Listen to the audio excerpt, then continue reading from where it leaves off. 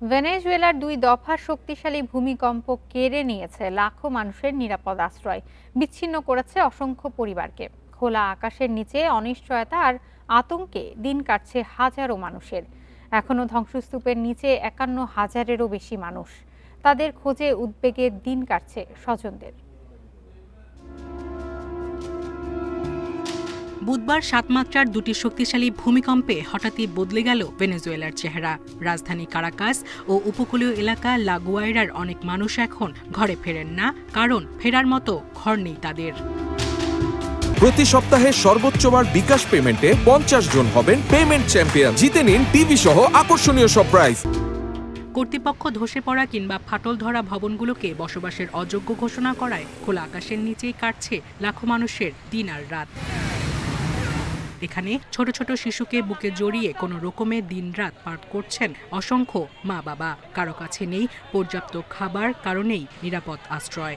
অনেক শিশুই আবার আতঙ্কে ঠিকমতো ঘুমাতে পারছে না।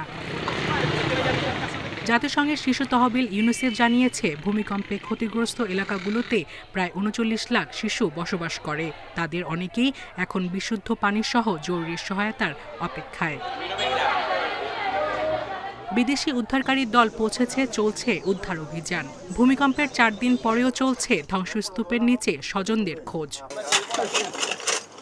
কিন্তু অনেক স্বজন বলছেন, ভারী যন্ত্রপাতি ও সরকারি সহায়তার অভাবে সময়ের সঙ্গে সঙ্গে ফিকে হয়ে যাচ্ছে প্রিয়জনকে জীবিত ফিরে পাওয়ার আশা। ৪ দিন ধরে ধ্বংসস্তূপ সরানোর চেষ্টা করছি, কিন্তু পর্যাপ্ত যন্ত্রপাতি নেই। আমাদের ক্রেন দরকার। দিনের আলোতে কিছু কাজ করা যায়, কিন্তু রাত নামলেই সব থেমে যায়। আমাদের জন্য প্রতিটি মুহূর্তই খুব গুরুত্বপূর্ণ। এই এলাকায় তীব্র দুর্গন্ধ ছড়িয়ে পড়েছে। ভারী যন্ত্রপাতি জোগাড়ের চেষ্টা করছি।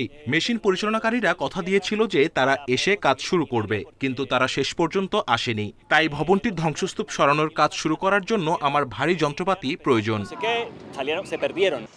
একদিকে ভূমিকম্পের সব হারানোর বেদনা, অন্যদিকে ধ্বংসস্তূপের নিচ থেকে অলৌকিকভাবে প্রিয়জনের ফিরে আসার প্রত্যাশা। এ নিয়ে দিন কাটছে ভেনেজুয়েলার হাজারো পরিবারের। সায়রা খান, ইন্ডিপেন্ডেন্ট নিউজ।